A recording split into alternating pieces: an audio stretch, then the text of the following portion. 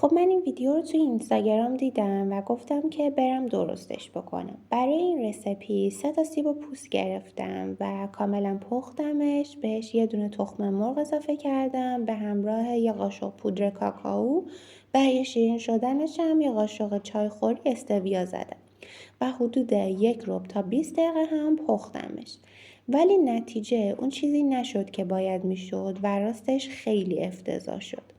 بعدش به خودم گفتم که این ویدیو رو بذارم و بهتون بگم که هر عکس و فیلمی که توی سوشال مدیا میبینید و باور نکنید و اصلا با زندگی خودتون مقایسه نکنید، به خاطر اینکه ما نمیدونیم پشت اون عکس‌ها و فیلم‌ها چه داستانی هست و صرفاً اون زرق و برقش رو میبینیم و با زندگی خودمون مقایسه میکنیم.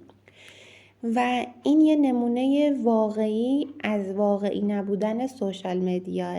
تا ویدیوی بعدی میبینمتون.